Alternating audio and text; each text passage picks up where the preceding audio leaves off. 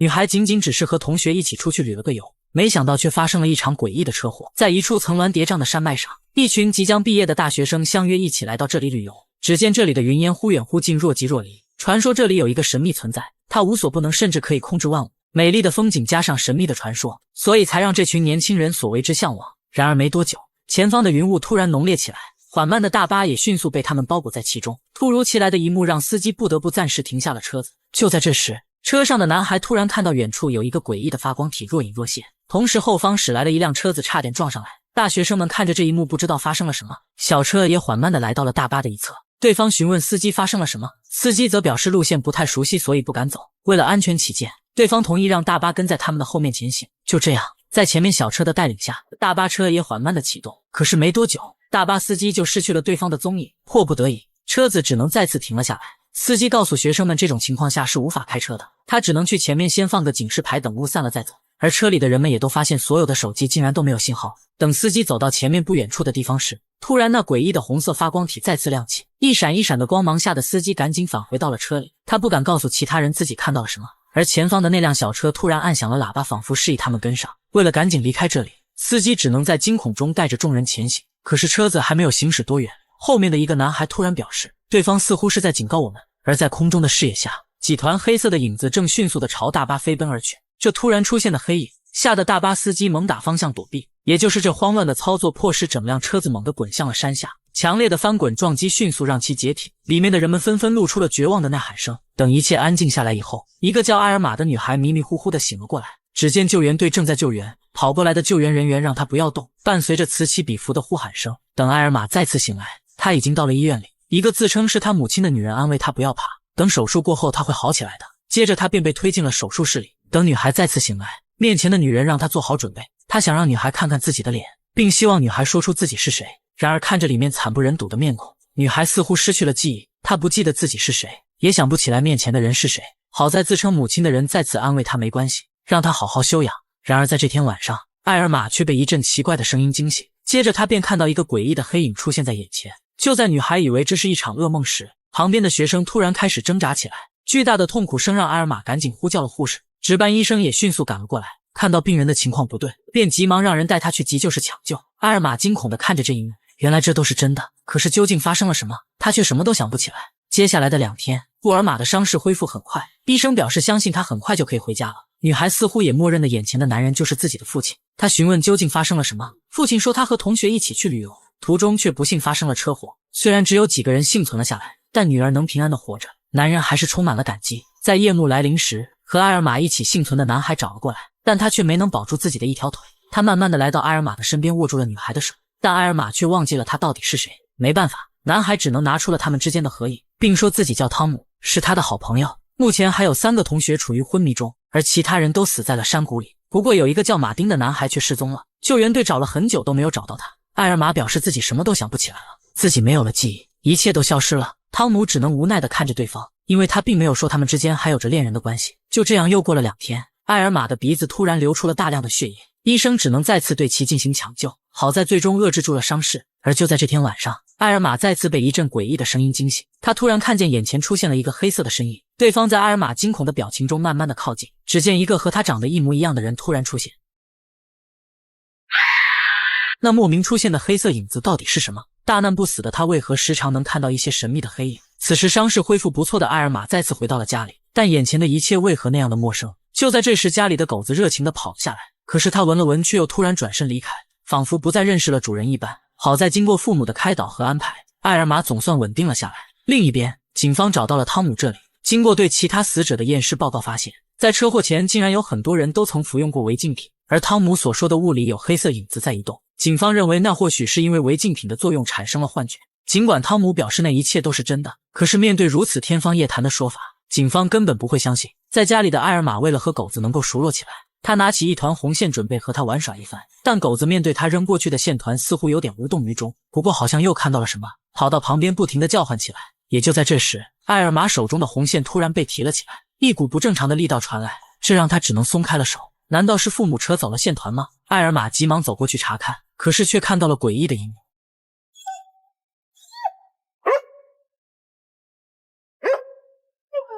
在夜幕来临时，艾尔玛再次听到了一阵奇怪的声音，他顺着声音的方向来到了大厅里，看到了那个红色的线团依然摆在桌子上。难道自己因为车祸产生了什么后遗症吗？艾尔玛决定喝点水缓解一下压力。可就在这时，外面的狗子再次叫了起来。艾尔玛急忙放下茶杯朝外面走去，可是刚来到大厅就感觉到了不对劲，刚才还在桌子上的红线团已经不见了。等转过头才看到他正绑在旁边的门把手上，女孩用手抚摸着绷直的红线，似乎冥冥之中有人在指引方向给她。于是艾尔玛顺着他绑着的方向一路来到了楼上，却看到狗子依然在对着什么东西叫喊。艾尔玛走进房间后，发现线的另一头正绑在一张照片上，他赶紧取下照片查看，只见上面除了他和另外2个人以外，竟然还有一个和自己长得一模一样的女人。还没有等他反应过来，他的父母也走了上来。艾尔玛询问照片上的人是谁，父亲说道那是他的姐姐。接着在双方的对话中得知，原来他的姐姐早在6个月前就因脑癌去世了，因为他们之间的关系非常好，所以在艾尔玛失忆后暂时没有告诉他。不过艾尔玛却说自己在医院里见到了姐姐，而父母听到女儿奇怪的话语，还以为她的记忆出现了错乱，便上前安慰了一番。此时在医院里，在车祸中幸存的另一个男孩阿强，经过长时间的抢救，却正在失去生命特征，看着他的心率在慢慢的下降。男孩的父母以及他的妹妹开始痛哭起来。另一边，正躺在床上的汤姆突然听到了一阵奇怪的声音，他起来后便看到了极为诡异的一幕。只见他的手机自动开始拨号，一个和阿强长相一样的人似乎在向他求救。汤姆赶紧打开了灯，可是刚才的人影已经消失不见。与此同时，医院里的阿强突然诡异的抽搐起来，然后在其母亲震惊的表情下，他似乎再次活了过来。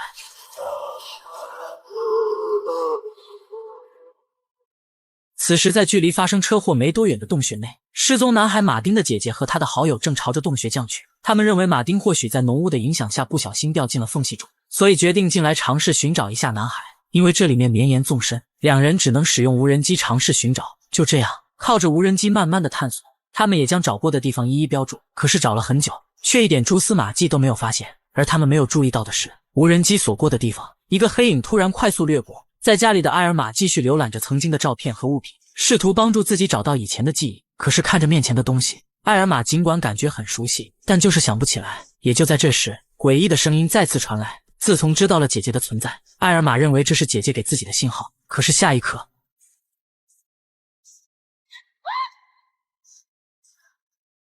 艾尔玛不明白姐姐这是什么意思。为了弄清楚对方想要表达的是什么，他用那团红线做了一个简易的通话装置，一头放在了自己的房间里，另一头放在了经常和姐姐待着的木屋里。等他把东西弄好以后，他开始对着空气喃喃地说道，如果姐姐现在想要和自己说话，可以尝试用这个通话装置试一下。看到并没有什么回应，艾尔玛便躺在了床上等待姐姐的回复。然而没多久，一阵滴答滴答的声音突然传来，艾尔玛赶紧走过去查看，发现正是那个通话用的小罐子。当他拿到耳朵上听时，却并没有任何声音传来。艾尔玛主动询问是不是姐姐在那里，可是依然没有任何答复。就在这时，旁边却再次出现了诡异的光芒，那渗人的声音吓得艾尔玛直接拿起了旁边的刻刀。他感觉对方这一次似乎来者不善，而且不知道这到底是不是自己的姐姐，于是呼叫对方赶紧现身。可是他的手臂突然被控制了起来，接着便朝着自己的额头划过。在艾尔玛还没有反应过来时，对方猛地扑了过来。艾尔玛被扑到的瞬间尝试捡起那把刻刀，可是刻刀却被对方控制了起来，眼见就要刺向自己。艾尔玛一把抓住了他，但他强大的力道依然疯狂地朝着艾尔玛的手臂刺去。女孩极力地反抗着，同时镜中的画面也看到黑影准备杀掉艾尔玛。只见刻刀离脖子越来越近，就在这危急时刻，艾尔玛的父母突然赶了过来，黑影也即刻消失不见。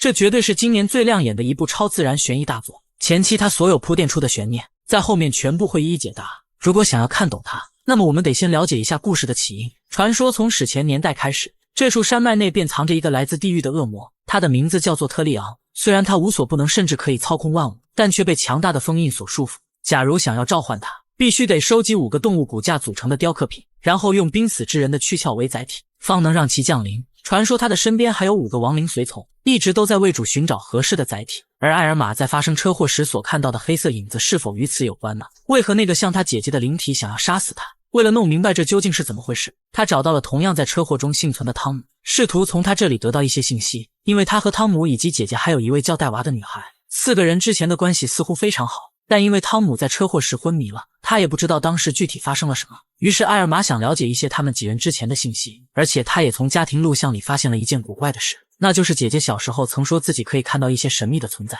当时只是以为姐姐编造的故事，而如今自己也可以看到了。汤姆也随即说道，在阿强濒临死亡的那晚，他在家里看到了对方求助自己的灵魂，可是，一转眼对方就消失了。事后听说阿强当时在医院又活了过来，尽管这有点不可思议，但是汤姆却认为这有点不太对劲，而他也开始向艾尔玛讲述了他们几个人从前的经历。在很早之前，艾尔玛的双胞胎姐姐若拉就说自己能常常看到一些灵体，其他几个人比较好奇她长什么样子。若拉表示她类似于光线透过玻璃照进来的样子，而且看到她的时候，自己却感觉不到任何害怕。当时其他人只是认为她讲了个有趣的故事，所以并没有太在意。而且因为几个人之间的关系非常好，他们时常相约一起出去旅游。而就在那天晚上他们露营时，汤姆半夜被一阵声音吵醒，他起身便看到若拉在一边不停地对谁说着什么。好奇心驱使汤姆用手电照了过去，也就在那时，他也看到了若拉口中所说的灵体存在。汤姆表示他也问过若拉，但若拉似乎也不知道对方是谁。本以为这种事并不能影响他们平静的生活，可是若拉却突然得知自己患了绝症，他便开始搜集和寻找关于灵体的资料，想以此找到让自己活下去的力量。他们经常一起去一家图书馆，据说那里有很多关于这方面的书籍。馆主欧伊非常喜欢若拉，他也告诉了几人有这么一个传说，据说世上有一个六面镜，它可以帮助人们探索前世与未来。曾经很早的时候，有一个被选中的女人，人们称她为先知。为了预测未来的事，她时常进入里面。可是突然有一天，六面镜给了她一个可怕的提示，那就是有一些黑暗中的影子竟然能够不停地借助躯体长生。为了让他们的主人特利昂获得自由，他们一直不择手段地寻找合适的载体。得知这一切的先知害怕了，因为就连这个地方以后也会被毁灭。旁边的长老说道，只要他能接受命运，就能阻止这一切。然后将一枚符文戴在了女孩的脖子上。此人其实也就是现在的欧伊，但他并没有承认自己的身份，而且告诉众人，只要找到这个镜子，或许若拉便可以解决自身的麻烦。就这样，几个人踏上了寻找六面镜的旅途。他们根据线索一路来到了山上，首先在这里看到了一个奇怪的黑色石头，然后根据上面的符文提示，几个人又来到了一处洞穴里。果然如书中所言，这里面竟然真的有一座废弃的城堡。经过几人不停的寻找，他们却没有找到那传说中的六面镜。在夜幕来临时，几人又不得不来到外面露营。若拉表示不管如何，在未来的几个月里，他们都要活到最精彩。看着他哽咽的话语，其他人也赶紧安慰了他。在晚上醒来后的汤姆发现若拉不知道去了哪里，他赶紧来到了地下的城堡里，也在这里看到那所谓的大门，竟然就是六面镜的镜子。此时里面正在传出若拉凄惨的叫声。就在汤姆不知所措时，镜面被打开了，汤姆迅速走过去扶住了若拉，而若拉也说道，那传说的确是真的，但是千万不要让埃尔玛和戴娃进来。原来想要得到答案，得需要付出很大的代价。尽管若拉并没有得到让自己活下去的答案，但她却看到了一个可怕的秘密，那就是有一些黑色的亡灵正在借助人们长生。当时若拉并不知道这是什么意思，加上病情的恶化，她反而看开了一切。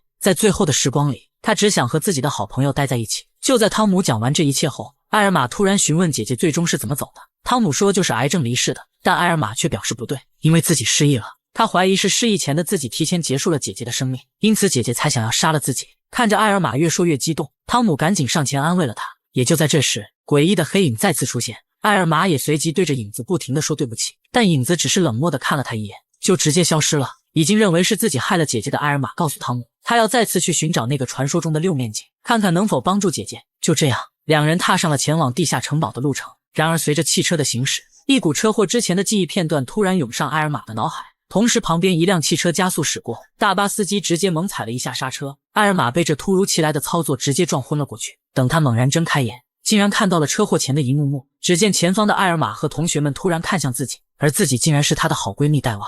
戴娃看着自己的双手，惊恐地叫喊停车。也就是那时突然发生了车祸，她再次惊醒，女孩似乎全部想起来了，她疯狂大喊让司机停车，然后不顾汤姆的叫喊迅速地离开了这里。原来自己根本就不是埃尔玛，而是几人之中那个叫戴娃的女孩。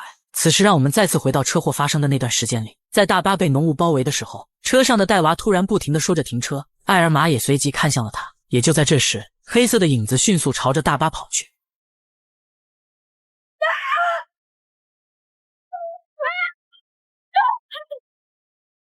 就是这突然出现的一幕，让整辆大巴车朝着山下不停地翻滚。等一切都安静下来后，大部分人都死在了这场车祸里，而死者的灵魂直接被分离了身体。他们茫然地看着这一切，似乎不明白究竟是怎么回事。好在没多久，这些人逝去的亲人突然出现，对方似乎是过来接引他们的。一旁的埃尔玛挣扎了2下，灵魂也分离了出来。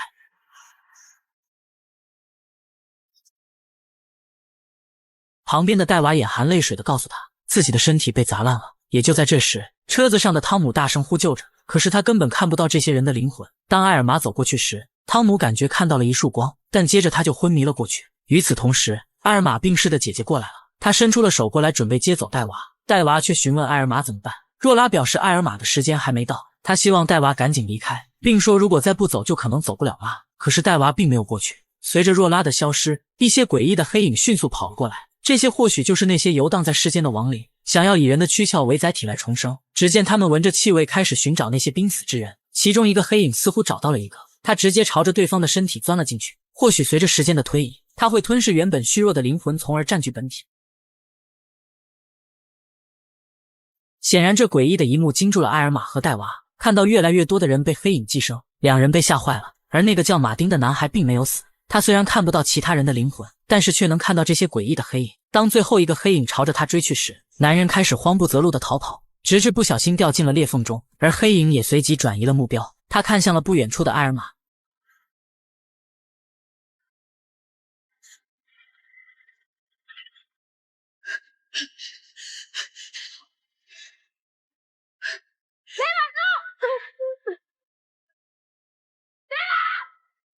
艾尔玛突然出现在了医院里，原来是借他身体重生的戴娃被送到了这里。尽管艾尔玛不明白这到底是怎么回事，但他伸手叫喊时，却又被传送到了另一个地方。只见前方的天空上一个巨大的红色标记突然出现，他似乎在指引着艾尔玛向前方走去。此时他跟着红光一路走来，进入到了由一堆石头组成的怪阵内，可是走了一圈都不明白这是什么东西。也就在这时，旁边突然出现了一些曾经的记忆碎片，女孩看着如此熟悉的一幕，直接走了进去。只见那时的她和姐姐还小，一家人快乐的在家看着电视。姐姐若拉似有所感，她扭头看向了这边的艾尔玛。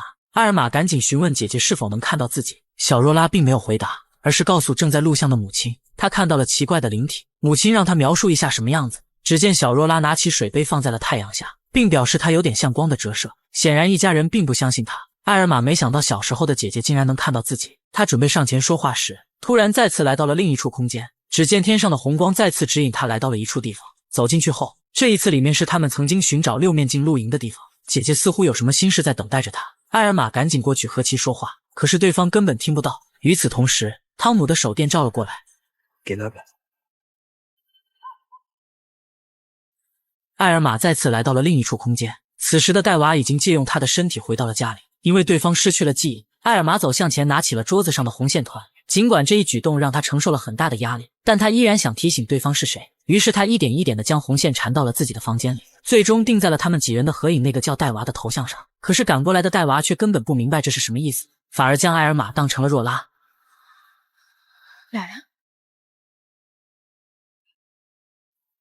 等艾尔玛反应过来后，他又来到了一处奇怪的地方，竟然在这里看到了呆滞的阿强。若拉走向前询问他发生了什么，但阿强却伸出了手。也就在这时，他突然看到了对方的记忆画面。原来当初那神秘的黑影剥夺了他的身体，以至于真正的阿强无法进入。当松开手后，阿强希望他能带自己回去。说完就带着艾尔玛来到了一处洞口。阿强说道，他必须要夺回自己的身体，否则以后将永远被困在这里，而那些痛苦回忆可增强他的力量。就这样，艾尔玛再次走进了石堆里，这里面有着各种时间线的记忆碎片，比如和姐姐一起时的最后时光，也在这里看到了姐姐病逝的真相。原来因为若拉经受不住病痛的折磨，她选择让戴娃亲手结束自己最后的旅程。看着对方被折磨得不成样子，戴娃答应了他亲手送了若拉一程。这一幕也被艾尔玛看在了眼里。等他上前呼叫姐姐时，场景却再次发生了改变，同时看到了戴娃正在试图联系自己，于是他愤怒地叫喊了出来，也的确引起了对方的注意。但因为愤怒的加持，戴娃察觉到了不对，他拿起刻刀询问艾尔玛到底是谁，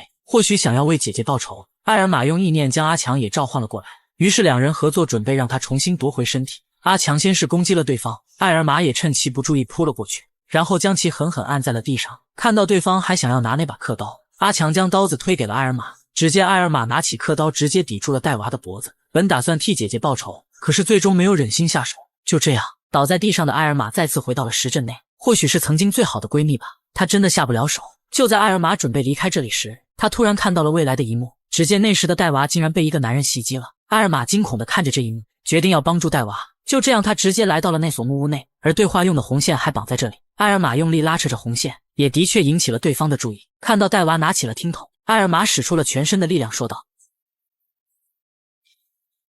戴娃 ten cuidado, van a matarte. No te tengo miedo.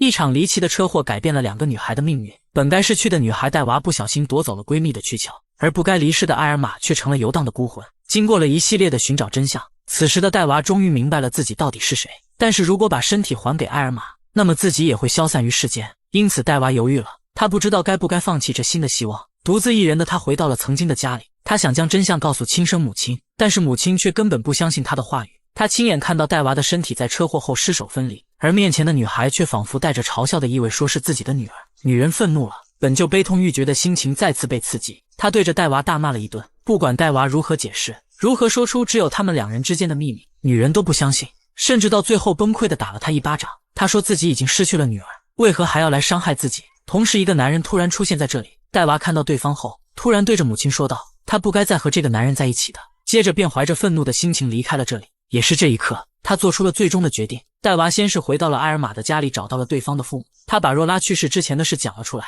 或许自己提前结束了对方的生命，对于若拉的家人来说确实不公平。不过他并没有表明自己的身份，而是回到房间后将自己保存的视频发给了亲生母亲。是的，在家里看到的男人是他的继父，而这个男人却给戴娃带来了无尽的伤害。只见戴娃的母亲打开视频以后，里面先是戴娃弹吉他的画面，可是不一会他的继父就走了进来。接着在其母亲震惊的表情中，继父做出了禽兽不如的事，这也瞬间让母亲崩溃起来。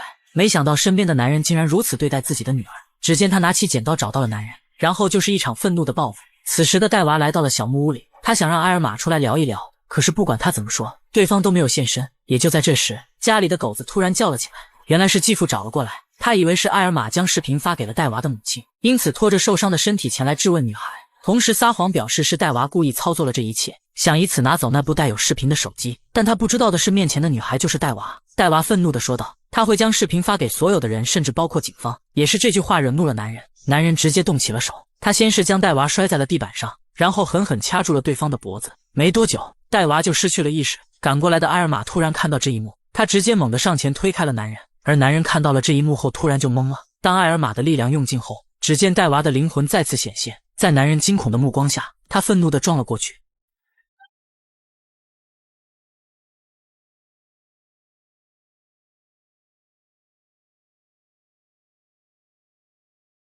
就这样，随着继父的身亡，戴娃完成了自我救赎。他对着倒在地上的埃尔玛说道，自己从来没有想过要偷走他的人生，只是想保护他而已。也就在这时，若拉的灵魂也突然现身，他表示埃尔玛还有大好的未来，我们得帮他回去。接着在2人的帮助下，埃尔玛终于回到了原本的身体里。或许真挚的友情并不会因为生死而改变，不管对方需不需要，自己会一直都在。本片也暂时告一段落，总体的剧情稍显复杂，我以其中女主的线讲解了这部剧。不管这部剧的解说大家喜不喜欢，我都感谢大家一直以来的支持，我们下期见。